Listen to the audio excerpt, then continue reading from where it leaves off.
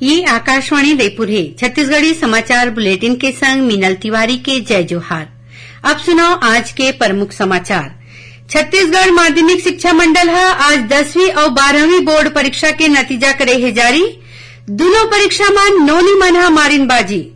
छत्तीसगढ़ व्यावसायिक परीक्षा मंडल व्यापम चालू शैक्षणिक सत्र बर आने प्रवेश और पात्रता परीक्षा के तारीख में करे है फेरबदल। और राज्य के मुख्य निर्वाचन पदाधिकारी प्रदेश में लोकसभा चुनाव में अपन भागीदारी देवैया अधिकारी कर्मचारी और मतदाता मन बर जतईन आभार। अब समाचार विस्तार ले। छत्तीसगढ़ माध्यमिक शिक्षा मंडल आज 10वीं और 12वीं बोर्ड परीक्षा के नतीजा जारी कर दे है।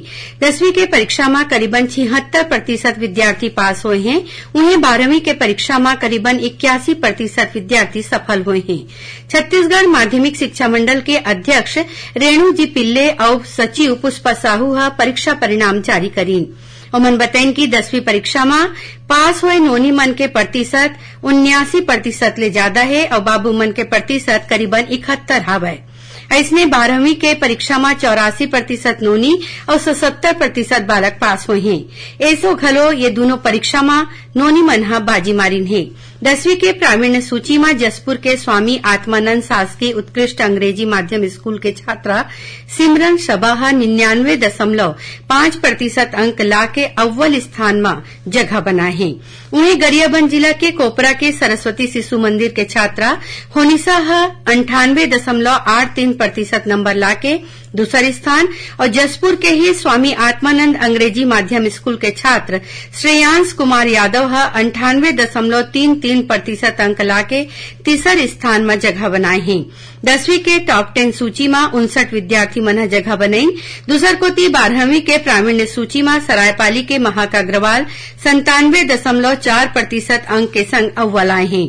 बलौदाबाजार जिला के कोपल अम्बस्ट 97% ला के दूसर और 96.8% नंबर संग बलौदाबाजार जिला के प्रीति और जसपुर जिला के आयुषी गुप्ता संयुक्त रूप ले तीसर स्थान हासिल करे हैं। 12वीं के टॉप 10 सूची में 20 विद्यार्थी मन शामिल हैं।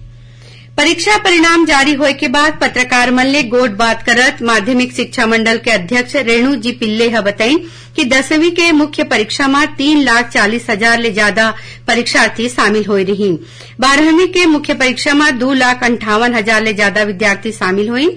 उमन बताइन कि परीक्षा के नतीजा मंडल के वेबसाइट में देखे जा सकते। राज्यपाल विश्वभूषण हरिचंदन और मुख्यमंत्री विष्णुदेव साय 10वीं और 12वीं परीक्षा में पास हुए पढ़इया लइका मन ला बधाई और शुभकामना दिन है। राज्यपाल कहिन कि विद्यार्थी मन अपन जिंदगी के महत्वपूर्ण पड़ाव पार करे हैं, जो उखर मेहनत और लगन के परिणाम है। संगे संग ओमन ये परीक्षा में जौन विद्यार्थी पास नहीं हुए हैं ओमन ला निराश नहीं होए के समझाइश देत फिर लगन और मेहनत ले पढ़ाई करे बर कहिन। उन्हें मुख्यमंत्री कहिन कि जौन लइका मन के नतीजा उखर सोच के मुताबिक नहीं आए हैं ओमन ला निराश होए के जरूरत नहीं है। सरलग मेहनत करे भविष्य में और बने मौका मिलही। छत्तीसगढ़ व्यावसायिक परीक्षा मंडल व्यापम चालू शैक्षणिक सत्र पर आने प्रवेश और पात्रता परीक्षा के तारीख में फेरबदल करे है। अब पीएटी, पीवीपीटी, बीएससी कृषि, बीएससी उद्यानिकी, पशुपालन में डिप्लोमा और मत्स्यिकी विज्ञान में डिप्लोमा, प्री बीए बीएड और प्री बीएससी बीएड के परीक्षा अब 9 जून के होही। पहली ये परीक्षा बर 16 जून के तारीख तय करेगे रहीस। उन्हें BSc nursing, post basic nursing और एमएससी नर्सिंग के परीक्षा 7 जुलाई के जगह में 14 जुलाई के होही। पीईटी, पीएमसीए और पीपीएचटी के परीक्षा 13 जून के ले जाही। पीपीटी और टीईटी पात्रता परीक्षा 23 जून और प्री बीएड और प्री डीएलएड के परीक्षा 30 जून के होही। छत्तीसगढ़ी समाचार बुलेटिन आप मन आकाशवाणी रायपुर ले सुना था। अब आगू बढ़बो बांचे समाचार कोती। राज्यपाल विश्वभूषण हरिचंदन ने आज राजभवन में बछर 2023 बैच के भारतीय प्रशासनिक सेवा के 4 परिवीक्षाधीन अधिकारी मन सौजन्य भेंट करीन। ये मौका में राज्यपाल अधिकारी मन ला शुभकामना दिन और कहिन कि ओमन अपन जिम्मेवारी बने ढंग ले निभा देश और समाज के सेवा बर हमेशा तैयार रहें। उमन किहिन की छत्तीसगढ़ आदिवासी बहुल प्रदेश है, इहां जनजाति समस्या ला सुलझाए बर संवेदना के संग काम करे बर पड़ही। उन्हें राज्यपाल ह आज राजभवन में आने आने विश्वविद्यालय के कुलपति मन ले घलो भेंट करीन। एमा रायपुर के इंदिरा गांधी कृषि विश्वविद्यालय के कुलपति डॉक्टर गिरीश चंदेल, स्वामी विवेकानंद तकनीकी विश्वविद्यालय भिलाई के कुलपति डॉक्टर एम के वर्मा, अटल बिहारी वाजपेयी विश्वविद्यालय बिलासपुर के कुलपति प्रोफेसर NDN वाजपेयी और पंडित रविशंकर शुक्ल विश्वविद्यालय रायपुर के कुलपति प्रोफेसर सच्चिदानंद शुक्ला शामिल रहीन। राज्य के मुख्य निर्वाचन पदाधिकारी रीना बाबा साहेब कंगाले ह प्रदेश में लोकसभा चुनाव में अपन भागीदारी देवैया अधिकारी कर्मचारी, सरकारी प्राइवेट संगठन, लोक सेवी संस्था और मतदाता मन बर आभार जतईन हे। उमन किहिन की प्रदेश में मतदाता मन ह उत्साह के संग अपन अधिकार के प्रयोग करीन और लोकतांत्रिक व्यवस्था में अपन भागीदारी दीन।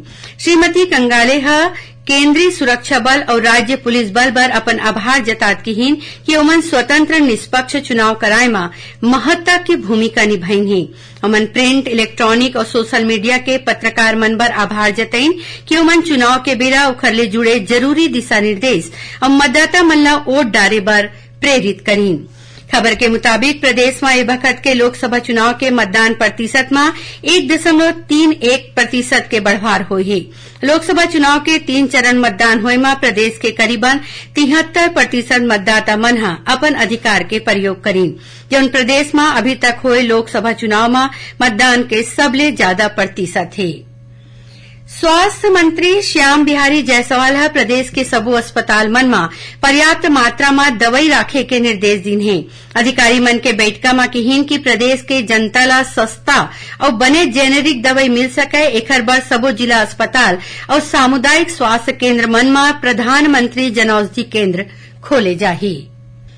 राष्ट्रीय पात्रता सह प्रवेश परीक्षा नीट में करीबन 400 विद्यार्थी मन संग हुए कथित अन्याय ला लेके कांग्रेस के एक प्रतिनिधि मंडल है आज राजभवन में राज्यपाल विश्वभूषण हरिचंदन ले भेंट करके ज्ञापन सौंपीन।